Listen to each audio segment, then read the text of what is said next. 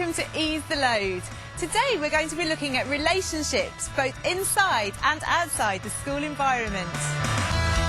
First we'll take a look at bullying in the workplace and find out what help is available to those who are suffering. Then it's over to a primary school in Croydon for a spot of team building with a difference. And finally we meet the online version of Cilla Black and A Match Made in Heaven.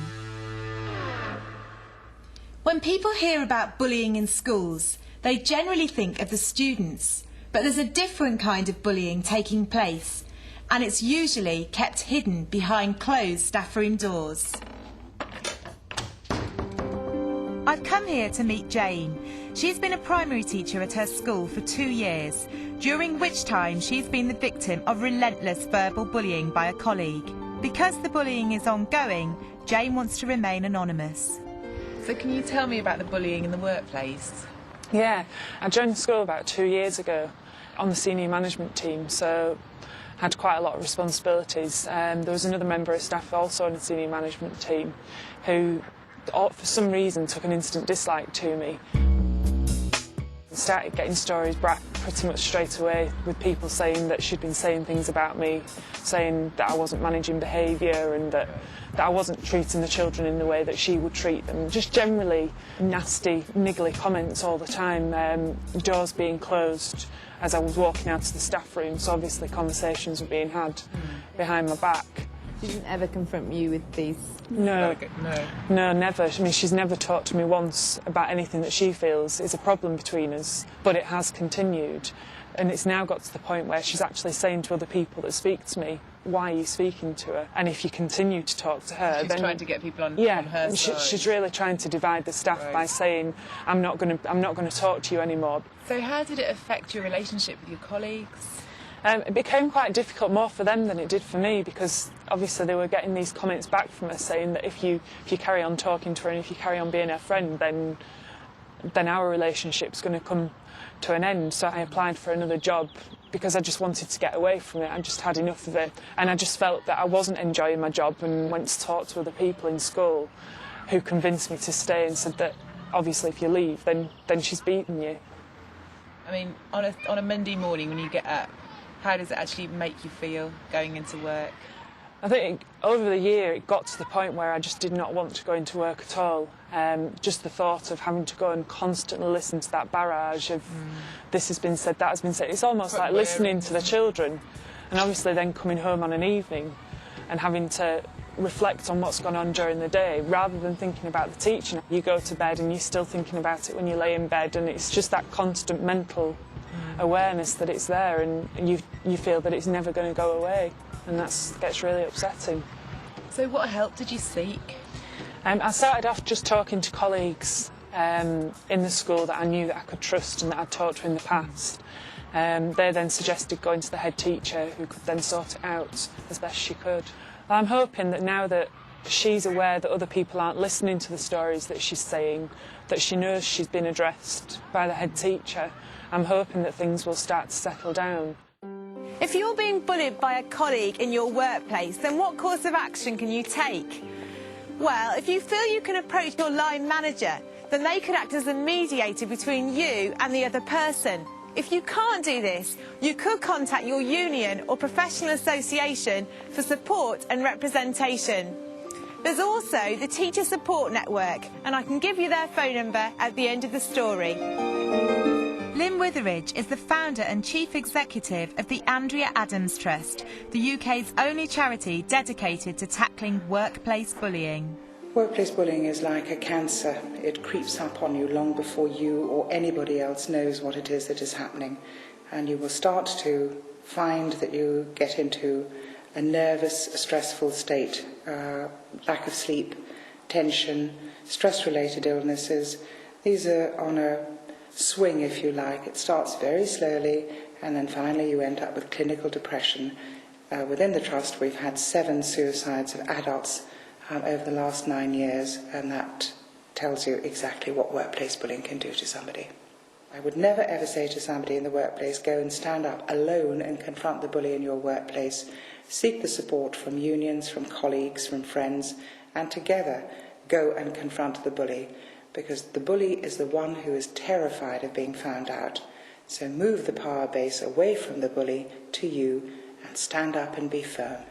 And you can find more information on staff room bullying on our website at www.teachers.tv. Or if you'd like to talk to someone, you can call the Teacher Support Line free 24 hours a day on 08000 562 561. Next, we're whisking you off to Croydon to see how one school has brought a little African sunshine to a team-building event.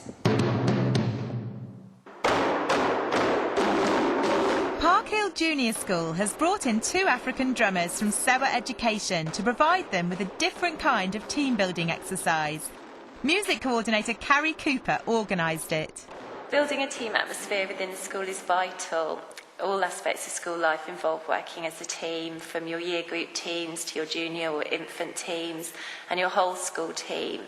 Communication is paramount within a school as well, and so team building is very, very important. Shake our hands like this. We were having SEWA Education coming in to work with the children anyway, and we were offered the workshop as a free workshop to just help with our team building and morale of the staff and help us just relax and enjoy. From the workshop today, I think we're all just hoping to gain a sense of achievement and fun, really, just to see how we all feel drumming together, relaxing together. I think the team building is important because you do need to work together. There needs to be consistency throughout the school for you and for the children and for the children's parents.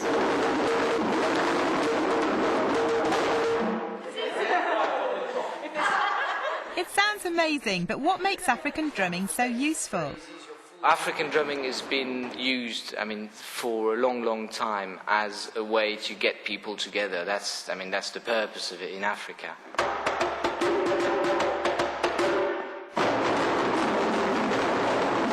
The music is coming back into the curriculum a lot, so we can train staff rhythmically, or we can also do team building for the staff in a class. So it's just we do team building in corporates and loads of different corporations as well. So why not with school teachers as well?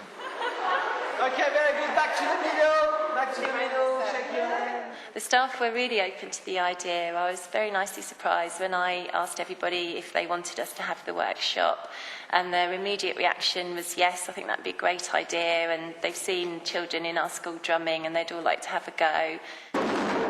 So as soon as they were asked, we got a really good response and they were all up for it.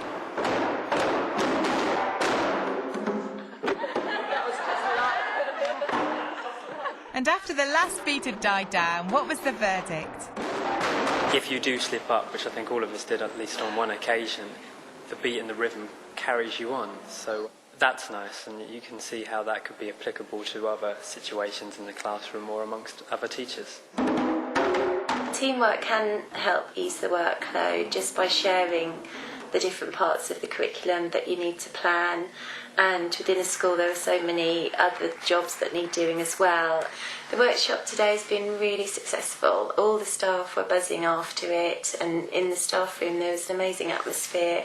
Everybody had loads of energy and was really pleased with what they'd achieved in the workshop, so I think it was a great success. They say that all work and no play makes Jack a dull boy and Jill a dull girl. So it's about time someone took matters into their own hands to make life outside the school gates a little bit spicier. Romeo, Romeo, wherefore art thou, Romeo?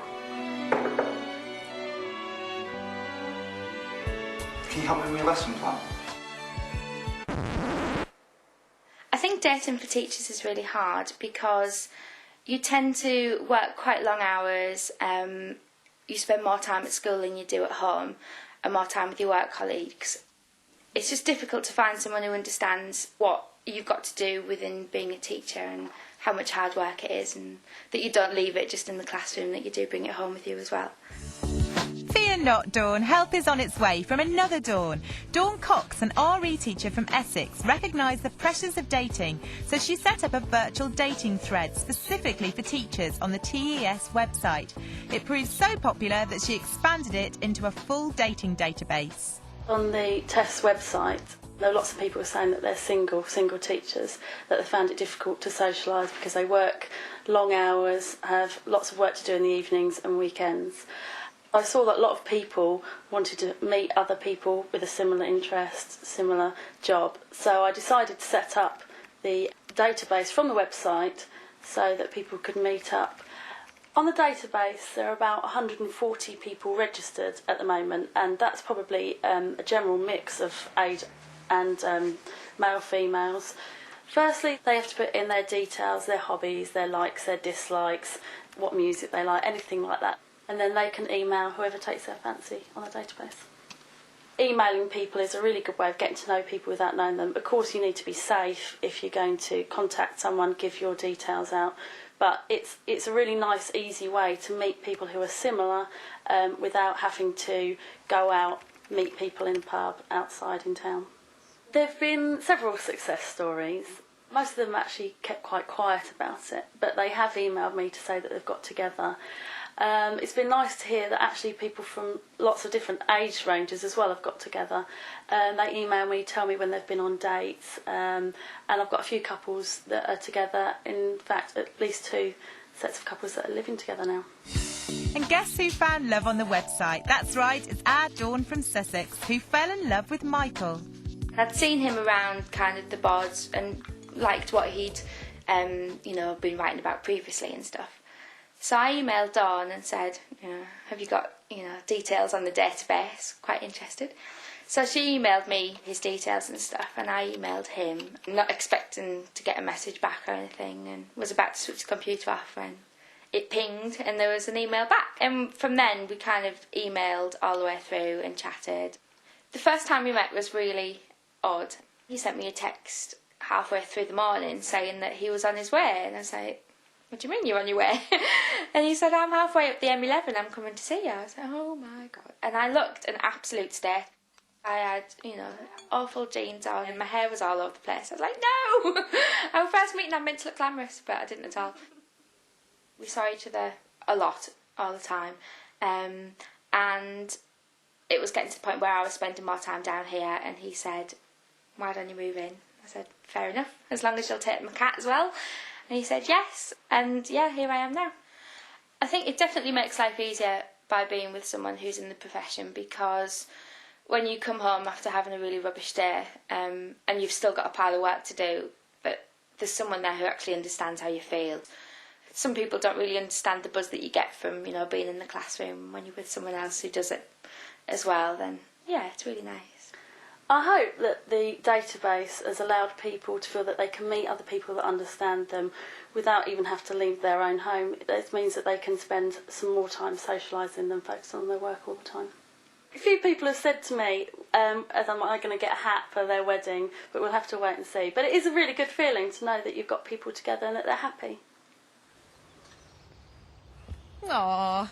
Well, that's all you're getting this week, I'm afraid. I hope we've managed to inspire you a bit.